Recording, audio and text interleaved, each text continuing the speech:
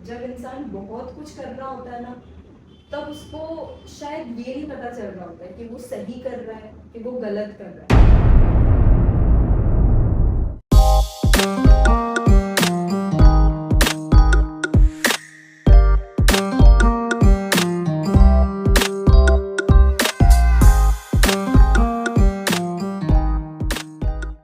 નમસ્કાર દર્શક મિત્રો, હું છું આપણો દોસ્ત નીરવ વાઘેલા. બધાને જય માતાજી, જય માં ખોડિયાર. ને આપણો શો નવી વાતો નીરવ સાથે ધ પોડકાસ્ટમાં બધાનું હૃદયના ભાવથી સ્વાગત કરું છું. મિત્રો, આજે આપણા કાર્યક્રમમાં અમદાવાદની એવી નટખટ છોકરી આવી છે કે જેને ફેશન ડિઝાઇનિંગની અંદર ખૂબ જ મોટી નામના મેળવી છે, જેનું નામ છે તાનિયા દીક્ષિત. તો આવો આપણે ઘણી બધી વાતો કરીએ તાનિયાજી સાથે. નમસ્કાર. નમસ્કાર. પહેલા તો તમે કેમ છો? એકદમ બઢિયા. તમારી આવી ગુજરાતી સાંભળીને આજે અમને ખૂબ જ મજા આવવાની છે. દર્શક મિત્રોને ખાસ એ વાત જણાવવાની કે તાનિયાજી પોતે રાજસ્થાનથી છે, તો આજે એમની સાથે ચટપટી ગુજરાતી ભાષામાં વાતો કરવાની આપણને ખૂબ જ મજા આવશે. તો તાનિયાજી, અમારા દર્શક મિત્રો તમારી સાથે ઘણી બધી વાતો કરવા માટે આતુર છે, તો આપણે તમારા ઇન્ટ્રોડક્શનથી શરૂઆત કરીશું. हेलो एवरीवन, मेरा नाम तानिया दीक्षित है। मैं फैशन डिज़ाइनर हूँ और मैं अहमदाबाद से हूँ। તાનિયાજી, બધા જ લોકોને અલગ અલગ પ્રકારના શોખ હોય છે, તો તમને આ ફેશન ડિઝાઇનિંગનો શોખ ક્યારથી છે? मुझे एक्चुअली बचपन से ही शौक था। मतलब ऐसा था कि कुछ अलग करना है लाइफ में। मतलब ऐसा नहीं कि नॉर्मल बस पढ़ाई कर ली या एक जॉब और ऐसा सब नहीं था। मतलब कुछ लाइफ में अलग करना है, तो वो अलग के लिए फील्ड भी अलग होगी और सोच भी अलग होगी, तो उस हिसाब से मैंने ये फील्ड चूज की। અને અમારા દર્શક મિત્રોને પહેલા તો તમે એ સમજાવજો કે રિયલમાં આ ફેશન ડિઝાઇનિંગ છે શું? फैशन डिजाइनिंग एक बेसिकली ऐसा होता है जो एक डिजाइनर है जो कपड़े बना रहा है, पर वो कपड़े नॉर्मल कपड़े नहीं है, वो एक कपड़ों का पर्पस है कुछ। फॉर एग्जांपल, जैसे एक कोई भी डिजाइनर अगर उसका समर कलेक्शन निकाल रहा है, तो वो कलेक्शन में कुछ ना कुछ आपको बेनिफिट जरूर मिलेगा। एक तो कपड़े की क्वालिटी, और वो समर है तो उस हिसाब से ही वो कपड़ा मिलेगा।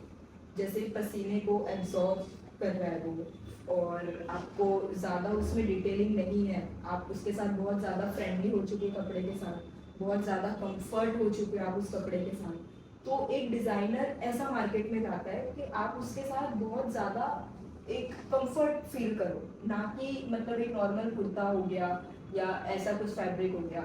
हर डिज़ाइनर एक प्योर कपड़े में ही काम करेगा और वो कपड़ा रिच होगा, और मतलब एक मार्केट में अच्छा विजन आएगा, कुछ मतलब अच्छा टेस्ट आएगा, अच्छा कलेक्शन वो ही लेकर आएगा।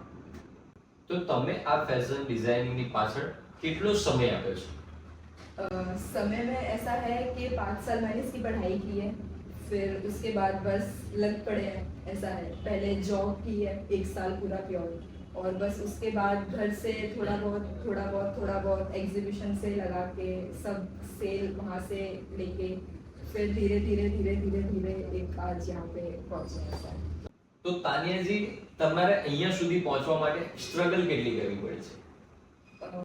पहले प्योर पढ़ाई की 5 साल पूरा डेडिकेशन के साथ, पहले टेक्निकली चीज़ों को समझा, जाना, बुकिश नॉलेज ली, फिर इंटर्नशिप की, फिर 1 साल जॉब किया।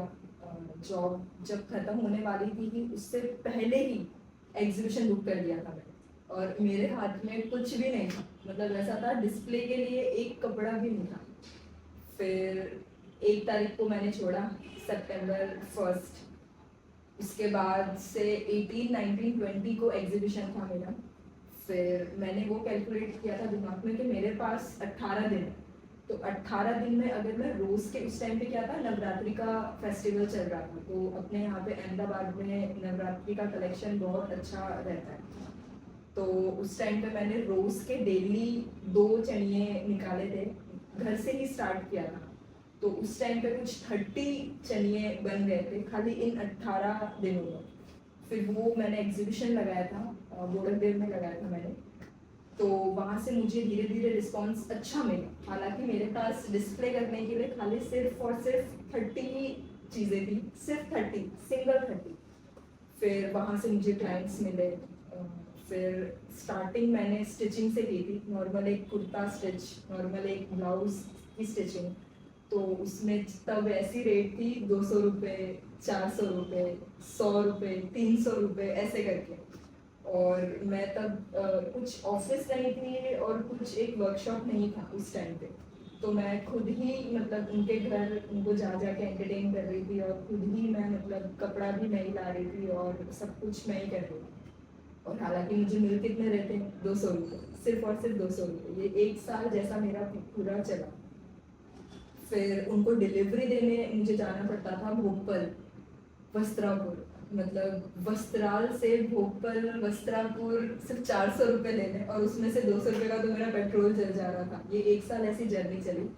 फिर मैंने जॉब मेरी थी, उसके बीच में ही मैंने मेरा एक फैशन शो बुक कर दिया था, उसके भी कलेक्शन मैं बना रही थी साथ साथ में। फिर उसके बाद ऐसा हुआ कि शादी का थोड़ा मेरा सीन हो गया, फिर शादी हो गई। फिर एक थे मेरे वर्कर, उनके घर से मैंने स्टार्ट कर किया। उसमें भी ऐसा था खाली एक सर्टेन टाइम के लिए ही था, मतलब 2 बजे से लेके 5 बजे तक मैं वो काम कर रही। पर उनका घर जो था ना बहुत छोटा घर था, उसमें हम कटिंग नहीं कर पा रहे थे। सिर्फ एक मशीन थी, पंखा भी नहीं था और लाइट भी नहीं थी। लाइट नहीं थी, इस हिसाब से 5 बजे तक का ऐसा टाइम सेट किया था। फिर थोड़ा सा ही आगे एक थोड़ा वर्कशॉप था अच्छा खासा, थोड़ा सा वो बेडशीट का उनका मैन्युफैक्चरिंग हो रहा था। तो वहाँ पे मुझे कटिंग के लिए उन्होंने परमिशन दे दी थी। उनको मैं मंथली 500 दे रही थी। ऐसा मैंने 2 महीने किया। अगेन वही चल रहा था, स्टिचिंग का ही चल रहा था, क्योंकि कलेक्शन अगर मैं निकाल भी दूंगी तो कौन लेगा, मतलब अभी प्योरली तो कोई जानेगा नहीं, तो एकदम से कौन ही लेगा। तो कलेक्शन के ऊपर इन्वेस्टमेंट करने का तो कुछ ऐसा सच मतलब ही नहीं था उस टाइम पे। फिर धीरे धीरे वापस एक एग्जीबिशन लगाया, फिर धीरे धीरे ऑनलाइन प्लेटफॉर्म पे गए, फिर वहाँ से सेल थोड़ा थोड़ा आना स्टार्ट हुआ। फिर उसके बाद वापस एग्जीबिशन लगाया। तो एग्जीबिशन से मुझे ये पता चल रहा है कि लोगों को मेरा टेस्ट पता चल रहा है, मेरा कलेक्शन समझ में आ रहा है, मेरे जो कपड़े की क्वालिटी है वो समझ में आ रहा है। तो लोगों को समझ आ रही चीज़ें सारी। तो उस हिसाब से ये सारी जो जर्नी थी वो धीरे धीरे धीरे धीरे धीरे ऐसे स्टार्ट हुई। અને તાનેજી તમારે આટલી સ્ટ્રગલમાં તમે ખૂબ જ સ્ટ્રગલ કરીને એક સફળતાના પંથે આજ પહોંચ્યા છો, તો આ બધી સ્ટ્રગલમાં તમે કોઈને પોતાના આઈડિયલ માનો છો કે જેને જોઈને તમે આ વસ્તુ બધી શીખ્યા હોય? आइडल में ऐसा है, लिस्ट कम नहीं होगी, नाम की लिस्ट कम नहीं होगी, पर हाँ सबसे जो मतलब मेरे मेन है जिनको मैं मतलब खड़ी हो जाती हूँ, तुरंत गिर के भी मैं खड़ी हो जाती हूँ, तो वो मेरे पापा हैं। क्योंकि वो खुद एक बिजनेसमैन है और उनका बैकग्राउंड ऐसा है कि वो पंजाब से थे। तो जो इंसान पंजाब से आके इतना सब कर सकता है तो फिर मैं क्यों नहीं। और वो हमेशा मुझे ऐसा बोलते थे कि तू चाहे तो क्या नहीं कर सकती, नहीं कर सकती, नहीं कर सकती। तो वो ही मेरे दिमाग में ऐसा बार बार घूमता था कि अगर मेरे पापा कर सकते हैं, पापा शोरूम बना सकते, तो मैं क्यों नहीं। જ્યારે પણ જીવનમાં કોઈ પણ તકલીફ પડે અને આપણા મા-બાપ જો આપણાને સપોર્ટ કરે ને, તો આપણે દરેક તકલીફોની અંદરથી બહુ હસતા હસતા બહાર આવી શકીએ છીએ. सही बात। તો જ્યારે તમે આ બધી સ્ટ્રગલ કરી રહ્યા હતા ત્યારે તમને તમારા પરિવારનો સપોર્ટ કેવો હતો? सपोर्ट सबका था कि नहीं तू कर सकती है, तू कर सकती है, तू कर सकती है। क्योंकि कई बार कैसा होता है ना, जब इंसान बहुत कुछ कर रहा होता है ना, तब उसको शायद ये नहीं पता चल रहा होता है कि वो सही कर रहा है कि वो गलत कर रहा है, क्योंकि वो बहुत सारी चीजें कर रहा होता है। और बिजनेस का जो 1 साल होता है ना, वो सबसे भयानक होता है, क्योंकि उसको खुद को नहीं पता है कि वो कहाँ जा रहा है, कहाँ नहीं जा रहा है, किस राह पे जा रहा है, उसको आगे मंजिल मिलेगी नहीं मिलेगी। 1 साल तो बस वो जैसे घूम रहा है घूम रहा है घूम रहा है घूम रहा है, ऐसा ही हो रहा है। 2 साल के बाद एक थोड़ा सा मतलब अच्छा लगता है, इसको अपनी गलतियां पता चल जाती है, सब कुछ पता चल जाता है। तो ये सारी चीजें एक बिजनेसमैन और बिजनेस वुमन जो भी होता है ना, उसको ये सारी चीजों से बहुत कुछ सीखने मिलता है लाइफ में। અને તાન્યાજી ખરેખરમાં તમે ઘણા બધા લોકોને મોટિવેટ તો એ માટે કરી રહ્યા છો કારણ કે લગ્ન પછી પણ તમે પોતાનો બિઝનેસને ચાલુ રાખ્યો છે. કારણ કે અત્યારે હાલમાં એવું થતું હોય છે કે લગ્ન થાય ને એટલે છોકરી બધા જ સપનાઓને મૂકીને બધા જ એના પોતાના કહેવાય ને કે ભાઈ ઘણા બધા શોખ ને બધો ત્યાગ કરીને પોતાનું ઘર સંસાર વસાવી લેતી હોય છે. તો આ બાબતમાં તમારી લાઈફ કેવી છે? इसमें तो मैं ग्रेटफुल हूँ कि मतलब जो पीछे है सब लोग वो काफ़ी सपोर्टिव है और उन्होंने कभी मुझे ऐसे डीमोटिवेट नहीं किया। मतलब मेरी मदर इन लॉ मतलब वो डिनर भी बना लेते हैं और खुद सपोर्ट भी मुझे करते हैं। एग्जीबिशन होता है तो वो फ़ोन करके पूछते हैं कि आपका कैसा रहा, कैसा नहीं रहा। तो एक मन में है, एक होप है कि अगर इतना सपोर्ट है तो तू क्यों नहीं कर सकती, तो तू बहुत अच्छा कर सकती है। फिर मुझे ऐसा लग जाता है, मैं अगर आज इधर हूँ तो मुझे पिछले वाला 1 साल याद आता है, वो 1 साल याद आता है। फिर ऐसा लगता है अगर आज इधर हूँ तो पक्का 2 साल बाद कहीं और ही होगी। फिर वो 1 साल पिछला साल याद आता है तो फिर ऐसा लगता है कि नहीं, अभी और चलना है, अभी और चलना है, अभी और चलना है। અને તાનીજી તમે જે પ્રગતિ કરી રહ્યા છો, જે તમે મહેનત કરી રહ્યા છો, એમાં ક્યારે એવી કોઈ ઘટના બની છે કે જેને યાદ કરીને કે જેને વિચારીને તમને એમ થઈ જાય કે આ મેં ના કર્યો હોત તો સારું? ऐसा बहुत बार होता है। मतलब ऐसा है कि हाँ, पर आप बोल रहे हो एक बार, तो वो कुछ चीज़ें ना हमेशा दिल में रह जाती है। तो एक बार ऐसा हुआ था कि मुझे बहुत अच्छा अमाउंट, मैं नहीं बताऊंगी, बहुत अच्छा ऑर्डर आया था, मतलब बहुत अच्छे फिगर्स में ऑर्डर आया था। मैंने बहुत जी जान लगाई, बहुत जी जान लगाई, पर उसमें ऐसा हुआ था कि वो एक थी, वो लीड कर रही थी, बाकी सबका वो लीड कर रही थी। तो जो लीड कर रही थी वो बहुत अच्छी थी, बहुत अच्छी थी, पर जो उसके बाकी ग्रुप वाले थे ना, वो नहीं थे। तो मतलब मेरे पास जितना भी था मेरा, मैंने सब उसमें दिया, क्योंकि वो पूरा प्योर हैंडवर्क की चीज़ थी। तो उस टाइम पे ऐसा हुआ था कि कुछ उनको नहीं सेट हुआ, या कुछ मेरे से या उनसे या हमारा तालमेल सेट नहीं हुआ। तो उस टाइम पे उन्होंने जो मुझे कैश दिया था, वो सब मैंने खुद से, मेरा मतलब अच्छा समझ के या जो भी है मेरा नेचर या जो भी है, मैंने उनको पूरा वापस दे दिया था। क्योंकि मुझे लाइफ में ना ऐसे टेंशन और ये ऐसा नहीं, बिजनेस है अच्छी बात है, पर सब खुश होके जाने चाहिए। अगर कोई मेरे कपड़े पहन रहा है तो ऐसा नहीं है कि खाली पहनने के लिए पहन रहा है, उसको मजा आनी चाहिए, उसको मेरा नेचर से वो मेरे कपड़े खरीदते, ऐसा कि इसमें डिजाइन नहीं, ये नहीं, मेरे नेचर से वो कपड़े खरीदते। उस टाइम पे बहुत ग्रजेस हो गए थे, बहुत ज्यादा। मतलब वो मेरे ऑफिस में आके मतलब ऐसा उनको नहीं सेट हो रहा था। फिर मैंने सोचा कि ये पैसा कोई काम का नहीं, शायद मैं ले भी लूंगी ना तो मुझे खुशी अंदर से नहीं होगी। मैंने तो बहुत जी जान लगाया था। उसके बाद तो शायद ऐसा हुआ था, बहुत वर्स्ट केस आ गया था। उस टाइम पे मैंने मेरे हस्बैंड को बोल दिया कि अब मुझे नहीं करना, अब मैं जॉब ही करूँगी। तो वो मेरे हस्बैंड को नहीं डाइजेस्ट हुई ये बात, तो वो तुरंत मेरे ऑफिस आ गए, तुरंत ऑन द स्पॉट तुरंत ऑफिस आ गए। हम दोनों के ऑफिस अलग अलग है, तुरंत ऑन द स्पॉट ऑफिस आ गए। तो बोली कि क्यों नहीं करना, ऐसा वैसा बोला। तो समझाया उन्होंने एक मेंटोर की तरह, जब जरूरत थी तब समझाया।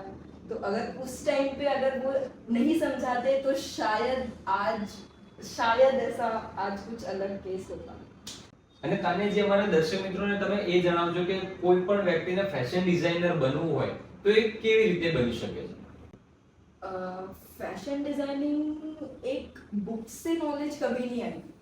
वो आप जितना काम करोगे, जितना चीज़ें आप बनाओगे, जितनी आप मतलब बॉडी स्ट्रक्चर पे आप काम करोगे, कोई डार्क कलर पे काम करोगे, कोई लाइट कलर पे काम करोगे, उतना ही आपको समझ आएगा।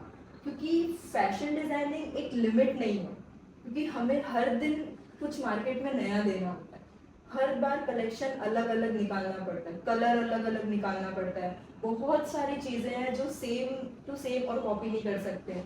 कॉपी करेंगे तो अगेन कुछ मतलब नहीं, क्योंकि एक डिज़ाइनर एक बार कॉपी करके निकाल लेगा, दूसरी बार कॉपी करके निकाल लेगा। पर एक डिज़ाइनर को उसका दिमाग मेंटली बहुत क्रिएटिव होना चाहिए, पीसफुल होना चाहिए, और कुछ उसके हाथों से कुछ अच्छी चीज़ निकलती है। तो बुकिश नॉलेज तो खैर है, वो ज़रूरी है, मैंने भी ली है, वो ज़रूरी ही है। पढ़ाई में ऐसा है कि निफ्ट है, NIFT है, वो अच्छी तरह से सब पढ़ाते हैं। उसके बाद जॉब करो, उसके बाद इंटर्नशिप्स करो, और बहुत सारे अब तो वर्कशॉप हो चुके हैं, ऑनलाइन हो चुके हैं, जो सारी टेक्निक वैसे ही सिखाते हैं, तो वैसे करके भी सीख सकते हैं। અત્યારે તમે સ્ટ્રગલ કરીને અહીંયા સુધી પહોંચ્યા છો, હવે આગળ લાઈફમાં તમારા શું ગોલ છે? गोल में तो ऐसा है कि एक शोरूम मतलब हो, विजन बड़ा है कि शोरूम का हो, और मतलब काफ़ी सारे कलेक्शंस हो, उसमें डिस्प्ले हो, एक अच्छा मेगा वो शोरूम हो। આગળ હું તમને એક ક્વેશ્ચન કરવા માંગીશ કે તમારા જેટલા પણ કલેક્શન આવે છે તેમાંથી વધારે તમે કેવા પ્રકારના કલેક્શન બનાવતા હો છો? मेरा कलेक्शन ऐसा होता है जिसमें तान्या होती है। तान्या इन द सेंस मतलब जो तान्या को पसंद होता है, क्या जो बात है। मैं लोगों का नहीं सोचती हूँ, सच में मैं बिल्कुल नहीं सोचती हूँ। मैं ये सोचती हूँ मैं क्या पहनूंगी और मैं क्या लूंगी, और मुझे कंफर्टेबल चाहिए। मतलब अगर मैं कहीं पर भी हूँ, कहीं पर भी हूँ, इतना सा जरा सा भी टाइट है या कुछ है तो मुझे नहीं चलता है। मुझे कंफर्ट बहुत ज़्यादा चाहिए, बहुत ज़्यादा चाहिए। और आप देखना मेरे जो कलर पैलेट है ना कपड़ों के, वो बहुत यूनिक है। मतलब मार्केट में मिलना तो बहुत दूर, देखने को ही नहीं मिलता। मेरे जो कलर पैलेट है, मैं सारे पेस्टल कलर पे काम करती हूँ, अर्धी कलर्स पे काम करती हूँ, और ऐसे कलर जो शायद शेड कार्ड में ही होते हैं बट वो कभी बाहर नहीं निकले। और अधिकतर मेरे 90% सारे प्लेन ही होते हैं, और उसमें थोड़ा बहुत एम्ब्रॉयडरी हो गया, थोड़ा बहुत अलग अलग कट्स हो गया, क्योंकि बेसिकली मेरा पूरा डेली वेयर का है। तो डेली वेयर में ज़्यादा अपने नहीं कर सकते, तो मैं मिनिमम ही रखती हूँ सारी चीज़ों को, और लोगों को कंफर्ट मिले और पहन के मजा आए। તાનિયાજી, મેં એક ન્યૂઝ આર્ટિકલમાં વાંચ્યું હતું કે તમે ઘણા બધા ડિસેબલ બાળકો માટે પણ કપડા ડિઝાઇન કર્યા છે, તો એ બાબતમાં અમે જાણવા માંગીશું। मुझे ऐसा था कि मतलब अगर मैं डिज़ाइनर हूँ तो कुछ यूनिक तो होना चाहिए था। मैंने सोचा कि नॉर्मल बॉडी पे तो पूरी दुनिया कपड़े बना, पूरी दुनिया कपड़े बनाती, मैं अलग क्या कर रही हूँ।